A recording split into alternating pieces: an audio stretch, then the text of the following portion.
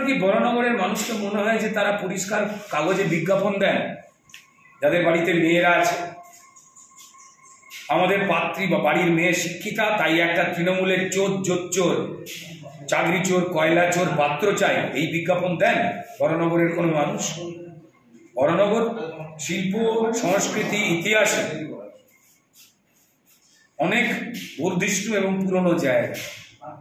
বরানগরের মানুষ কোনোদিন চোরেদের পক্ষে ছিলেন বলে বরানগরের পরিচয় নেই। হ্যাঁ, দুর্ভাগ্যক্রমে পরিষ্কার তৃণমূলায়ন হয়েছে, সেখান থেকে মানুষ বেরোতে চাইছেন, বাস এটা। আমি তো তৃণমূলের ক্যান্ডিডেট, এটা সবাই জানে পশ্চিমবঙ্গের মানুষ। যাতে তৃণমূলও নিজের সর্বনাশ করার জন্য তৃণমূলকে একটি ভোট দিতে পারে, এটা গণতান্ত্রিক অধিকার, সেই ভোটটাকেও আমরা নিশ্চিন্ত করছি। যে রাজনৈতিক দলকে যারা বিশ্বাস করুন বা বিশ্বাস করেন, তারা যাতে নিজের ভোটটা নিজে দিতে পারে, সেই জন্য কেন্দ্রীয় নির্বাচন কমিশন চোর তাড়াতে বদ্ধপরিকর। তাই লেগে গেছে তৃণমূলের লুটেরা বাহিনী একদিন ধরে, যাদের ভোট লুট করাটাই ছিল তৃণমূল থেকে পয়সা পেয়ে এই 2 নম্বরই করা কাজ। তো ফলত এবার দেখেছেন রক্তপাত, প্রাণ, এই ধরনের যে ঘাতি যে ঘটনাগুলো ঘটত পশ্চিমবঙ্গে, ভারতীয় জনতা পার্টির লাগাতার এই বিষয়ে সতর্কতা করা কেন্দ্রীয় নির্বাচন কমিশন এবং কেন্দ্রীয় নির্বাচন কমিশনের সজাগ দৃষ্টির জন্য এখনো পর্যন্ত সেইভাবে কোনো রক্তপাত বা প্রাণ যায়নি। দেখুন, তৃণমূলের লোকেরা নিজেদের মধ্যে মারামারি করতে গিয়ে টাকার বকরা নিয়ে তারাও প্রাণ যায়। তারা ভোটের সময় বেশি ভোট লুট, কে বেশি চুরি করতে পারে সেই নিয়েও মারামারি করে। তুই 300টা ফলস ভোট দিলি কেন? আমি 350 দেবো, নাহলে আমার কাউন্সিলর টিকিট হবে না, কাটা বুকে চুরি মেরে দেয়। তো আমরা চাই যে সেই প্রাণটাও যাতে না যাক। কেন্দ্রীয় নির্বাচন কমিশন সেটা করেছে। আর এই সমস্ত অশান্তিগুলো দেখুন, পশ্চিমবঙ্গ থেকে অশান্তি মিটে যাবে, কারণ পশ্চিমবঙ্গ থেকে চোর আস্তে আস্তে তারা জেলের দিকে অগ্রসর হচ্ছে, বা কেউ পরিষ্কার এই অন্যায় দেখে তৃণমূল থেকেই সরে যাচ্ছে বা বসে যাচ্ছে। তো ফলত চুরিকে পশ্চিমবঙ্গের মানুষ মেনে নেয়নি। হ্যাঁ, পশ্চিমবঙ্গের মানুষ একটু প্রয়োজনের থেকে বেশি ভদ্র। যদি কেউ ভেবে দেখেন যে পশ্চিমবঙ্গের মানুষ ভীতু বা চোরকে সমর্থন করে, তারা মূর্খের স্বর্গে বাস করছে। পশ্চিমবঙ্গের মানুষ চুরির বিরুদ্ধে, এবং এই 2024 থেকে সেই ভোটের রেজাল্ট এলেই আপনারা বুঝতে পারবেন, প্রত্যেকেই বুঝছেন নিজের পাড়ায় পাড়ায়। 2026-এর মধ্যেই সেটা কমপ্লিট হয়ে যাবে। জোর করে নিজেদের ভালোটা নিজেরা বুঝতে চাইছে না, তার গ্যারেন্টি তারা নিজেরা নেবেন। তো যাই হোক, এই গুন্ডাদের নামিয়ে দেওয়া হয়েছে যাতে পরিষ্কার বিজেপির এজেন্ট না বসতে পারে, কারণ ভোট লুট না করলে অধিকাংশ জায়গায় তৃণমূল যে হারছে এটা তৃণমূল জানে। তৃণমূলের ভোটাররাও তৃণমূলকে চোর তৃণমূল বলেই ডাকছে, এটাও কিন্তু তৃণমূলের কোম্পানির 2জন মালিক মালকিন জেনে গেছে। তো তাই রাগেতে যারা চোর ধরছে, চোরেদের বিরুদ্ধে কথা বলছে, তাদের বিরুদ্ধে মার, হুমকি, আগ্রাসন চলছে। তবে হ্যাঁ, আমি ধন্যবাদ দেব নির্বাচন কমিশন, কেন্দ্রীয় নির্বাচন কমিশনকে, কারণ এর আগে পশ্চিমবঙ্গে আমরা দেখেছি যে পঞ্চায়েত ভোট হলেও সেখানে 52টা লাশ পড়তো। এবারে গুন্ডা দমনের জন্য বারবার আমাদের অভিযোগ, সাধারণ মানুষের সঙ্গে কথা বলে যে অভিযোগগুলো আমরা পেয়েছি ভারতীয় জনতা পার্টি থেকে, আমরা লাগাতার আমাদের যারা প্রতিনিধি ছিলেন ভারতীয় জনতা পার্টি, যারা রাজ্য নেতৃত্ব, তারা দৃষ্টি আকর্ষণ করেছেন কেন্দ্রীয় নির্বাচন কমিশনের, যে তৃণমূলের চোর কয় প্রকার ও কি কি তা গুণে শেষ করা যাবে না। আমাদের চোখের সামনে পশ্চিমবঙ্গের সাধারণ মানুষ কিভাবে তৃণমূল চুরি করে, কত রকম চোর আছে, সেই সিলেবাসটা বিজেপি জানিয়ে দিয়ে এসেছে কেন্দ্রীয় নির্বাচন কমিশনকে, এবং সেই অনুযায়ী যাতে তৃণমূলের ভোটাররা বারবার যে প্রতিবাদ করেন, তৃণমূলের প্রচুর প্রার্থীরা প্রতিবাদ করেছে। শান্তিনিকেতন বাড়িটা কার জানি না, আমি এটা বাচ্চাদের খেলার মাঠটা হয়ে যাবে কদিন, মিউজিয়াম কদিন পায়রা থাকবে, পায়রা। এটা কুণাল ঘোষ ঠোঁট ফুলিয়ে কেঁদে একটা বড় চ্যানেলে সাক্ষাৎকার দেওয়ার পরে বলেছে না আগে বলেছে? পরে হ্যাঁ, পরে নিশ্চয়ই রোদ্দুরে বলেছে। আমি কুণাল ঘোষের মস্তিষ্কের আত্মার শান্তি কামনা করছি। কুণাল ঘোষ যে আন্তরিকতা নিয়ে তৃণমূলকে ডোবাবার জন্য অত্যন্ত খাটছেন, যেভাবে যে তৃণমূল কুণাল ঘোষকে জেলে পাঠিয়ে সাংবাদিক থেকে জেল খাটা চোর এই উপাধি দিয়েছেন, তার বদলা যেভাবে কুণাল ঘোষ নিতে নেমেছেন, কুণাল ঘোষকে বেগুনি সেলাম। ফাটিয়ে দিন কুণাল ঘোষ, শেষ করে দিন তৃণমূলকে, একদম লাগিয়ে দিন। আজ কিন্তু চতুর্থ দফার নির্বাচন এবং দেখা গেল দিলীপ ঘোষের গাড়ি রীতিমতো ভাঙচুর করা হয়েছে এবং আজকেও জায়গায় জায়গায় বিভিন্ন জায়গায় বুথে দখল করা বা মারপিট করা, গোষ্ঠীদ্বন্দ্ব সামনে এসছে, কি বলবেন? দেখুন, বিভিন্ন জায়গাতেই ঘটনা ঘটছে, কারণ পরিষ্কার চোর দলের এই অভিষেক বন্দ্যোপাধ্যায়, মমতা বন্দ্যোপাধ্যায়, যারা ম্যানেজিং ডিরেক্টর বা ডিরেক্টর যারাই রয়েছেন এই কোম্পানি, তারা পরিষ্কার জানে যে আর সময় নেই, যদি না চুরি জোচ্চুরি, লোড, ইট বৃষ্টি এই সমস্ত না করানো যায়। এবং দুর্ভাগ্যজনকভাবে সংখ্যালঘু সম্প্রদায়ের ভাইদেরও কিন্তু এই খেলাটায় নামিয়ে দেওয়া হয়েছে। বিজেপির কাছে দুটো ইস্যু ছিল, একটা এসএসসি আর একটা সন্দেশখালী, এবং স্টিং অপারেশন এবং উচ্চ আদালত দুজনে দুটো বেলুনে ফুটো করে দিয়েছে আলপিন দিয়ে। এবং রাজনৈতিক একটা এমন দল বিজেপি যারা এতটা নির্লজ্জ, এতটা নিকৃষ্ট, এতটা নিচে নামতে পারে যে 2000 টাকা দিয়ে সম্মান বিক্রি করে দিচ্ছে, এবং সাধারণত মানে গোটা বাংলার 10 কোটি মানুষের সম্মান বিক্রি করে দিয়েছে বিজেপি। গোটা বাংলার 10 কোটি মানুষের সম্মান বিক্রি করেছে বিজেপি। বলবেন না যেখানে স্যান্ডউইচ হয়ে যাবে। আপনার বাড়ি তো আপনার নয়, জানতে পারা গেছে লিভস অ্যান্ড বাউন্স কোম্পানির নামে বাড়ি, ওই 50 কোটি টাকা। আপনার জামা নেই, গেঞ্জি নেই, জাঙ্গিয়া নেই, গাড়ি নেই, সাইকেল নেই, বাটি নেই, থালা নেই, কিছুই তো নেই যা আপনি জমা দিয়েছেন তথ্য, তাই তো?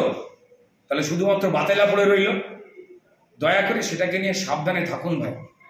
বয়স কম, রাজনৈতিক ভবিষ্যৎ বা রাজনৈতিক ব্যবসা আপনি যেটা করবার চেষ্টা করেন, সবাই বলে আপনার দলের, যে কারণে আপনার দলের যে কোনো সিনিয়র নেতা আপনাকে আড়ালে পেলে ফুল চন্দন নিয়ে পুজো করবার তাল করে প্রত্যেক মুহূর্তে। ঠিক আছে, একটু সাবধানে থাকলে ভালো হয়। এই ধরনের কথা বলবার পর 2-3 বছর পর তার এফেক্ট কি ঘটবে সেই সম্বন্ধে ভেবে নিলে বোধহয় ভালো হয়। আপনার যে ডিগ্রি যেখান থেকে নেওয়া, দিল্লির কোনো একটা কলেজ থেকে নাকি আপনার শিক্ষাগত যোগ্যতা যা, সেই ডিগ্রিটাই যে ভুয়ো, এবং যে ম্যানেজমেন্ট কলেজের ডিগ্রি পেয়েছিলেন সেই ম্যানেজমেন্ট কলেজটা জালি বা ভুয়ো সেটা উঠে গেছে, মানে আপনার ডিগ্রিও ভুয়ো। আপনার নামে অনেকগুলো মামলা চলছে, সেগুলো চুরির মামলা। দয়া করে সেগুলো নিয়ে থাকুন। আর এই ধরনের পশ্চিমবঙ্গের মানুষের বাণিজ্য 2000 টাকায় বিজেপি বেচে দিয়েছে, এই সমস্ত কথাবার্তাগুলো বলবার আগে একটু 2-3 বছর আরেকটুখানি এগিয়ে যান। তৃণমূলের এই সবজান্তা নবনেতা অভিষেক বন্দ্যোপাধ্যায় বলে দিয়েছে নাকি 2000 টাকা দিয়ে সন্দেশখালীর মা বোনেদের বিজেপি কিনেছে।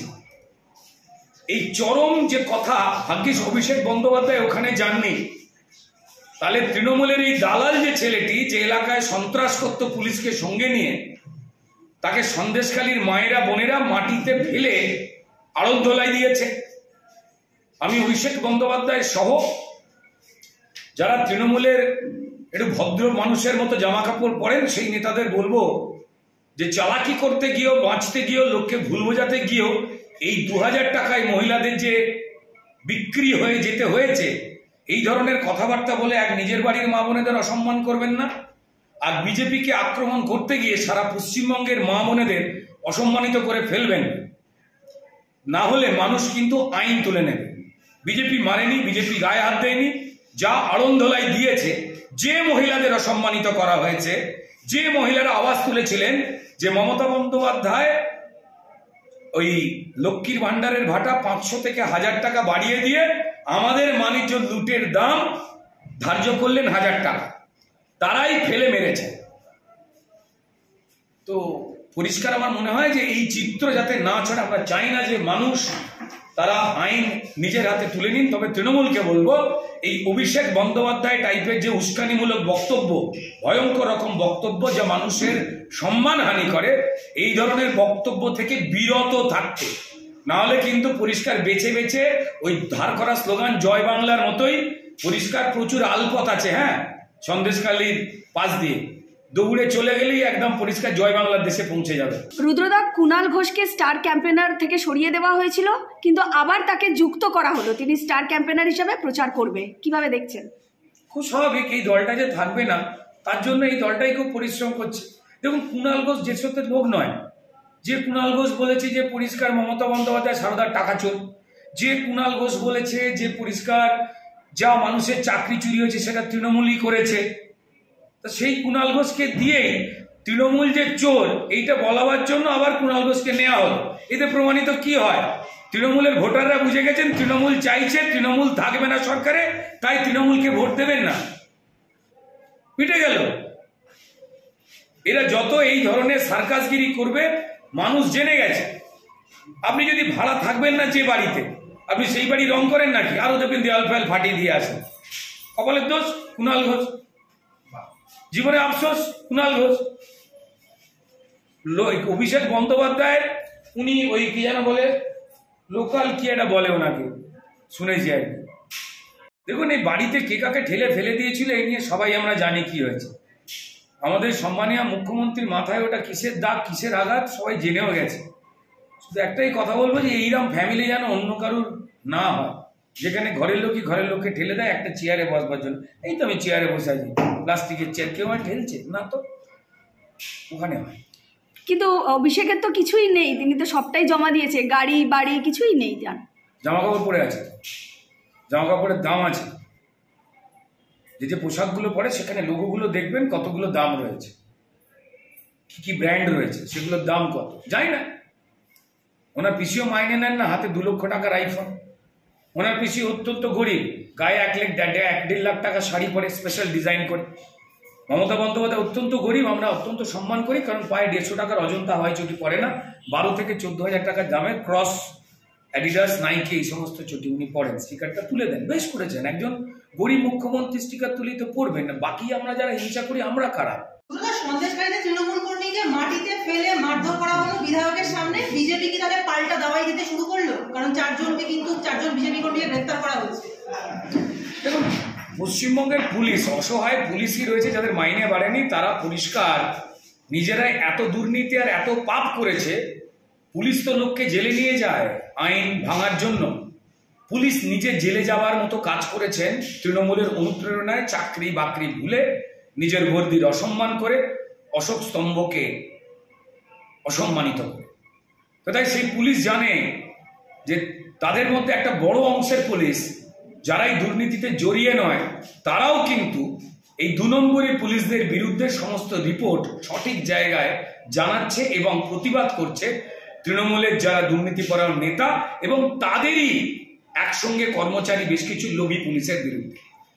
এই লোভী পুলিশেরা তারা টাকা পয়সার লোভে তৃণমূলের চুরির টাকার ভাগ পেতে তারা এই ধরনের অন্যায়তে পশ্চিমবঙ্গে বেশ কয়েক বছর ধরে তারা কাজ করেছে, মানুষ দেখেছে। এবং যেভাবে পুলিশ যে আইনের রক্ষক, সে আইনের রক্ষক না হয়ে গিয়ে যারা তৃণমূলের নেতারা, লোকাল লিডাররা যারা আইন ভাঙছে, মায়েদের বোনেদের মানুষের উপরে অত্যাচার করছে, তাদের নামে কোনো কমপ্লেন করতে গেলে তৃণমূলের দলদাস পুলিশ নিত না। একদম শেষ প্রশ্ন, সায়ন্তিকা বলছে যে উন্নয়নের কাজ করেছে তৃণমূল, কিন্তু যে দাঁড়িয়েছে বিজেপির তরফ থেকে তাকে শুধু দেখা যায় টেলিভিশনে। এটা সায়ন্তিকা কখন বলেছে? প্রচারে। কখন? সকালে, সন্ধ্যে না কখন? দিনের বেলা? হ্যাঁ, প্রচার করছিল দিনে। ক্লান্ত হয়ে বলে ফেলেছে। কি হয়, অভ্যেস নেই তো, দল ওকে যাই বলছে। এমনি মেয়ে ভদ্র বাড়ির বাবা, খুব ভদ্র মানুষ, কিন্তু দেখুন আপনি যদি দার্জিলিংয়ে চাকরি করেন তাহলে পরিষ্কার এই মে জুন মাসেও আপনাকে হনুমান টুপি পরেই ঘুরতে হবে, তাই না? তো সায়ন্তিকাকেও সেই দুর্নীতির হনুমান টুপিটা পরতে হচ্ছে, কিন্তু ও এমনি ভালো মেয়ে, ওকে যা বলতে বলেছে ও বলছে, কিন্তু নিজেও জানে তৃণমূল দল থাকবে না, এই বিশ্বাসটা ওর আছে। কিন্তু দেখুন টিকিট দিয়েছে, আমি আপনার বাড়িতে চা খেয়েছি, আমি একটুখানি যে চা খাওয়ালো সে বেটার ছেলে চোর, এরা বলতে পারে? পারি না তো। ভদ্রবাড়ির মেয়ে, এমনিও সভ্যতা ভদ্রতা আছে। ও এই সমস্ত আজে বাজে কথা একটুখানি বলছে, যেটা তৃণমূলে বলার নাম। কিন্তু যাই বলুন না কেন, সায়ন্তিকা চোর দলের প্রার্থী হতে পারে, কিন্তু এই চুরি ব্যাপারে সায়ন্তিকা এখনো হাত পাকাতে পারেনি, তাই তৃণমূলের নেতারাই ওকে হারিয়ে দেবে, ঠিক আছে? আর এমনি যেহেতু সায়ন্তিকা দাঁড়ালে এলাকা দুষ্কৃতীরা চালাবে, এটা তৃণমূলের নিয়ম, এটা সায়ন্তিকাও জানেন।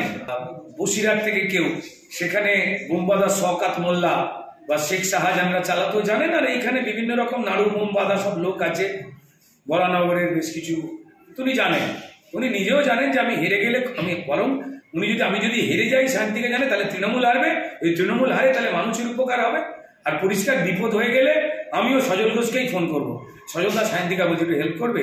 সেদিনও কিন্তু সজল ঘোষ সায়ন্তিকা কোনো রাজনীতি করুক বা না করুক, বা পাপিষ্ট তৃণমূলের সদস্য থাকলেও বিপদে পড়লে তৃণমূলও জানে থাকবে না কোনো আফসোস, কারণ পাশে আছে সজল ঘোষ।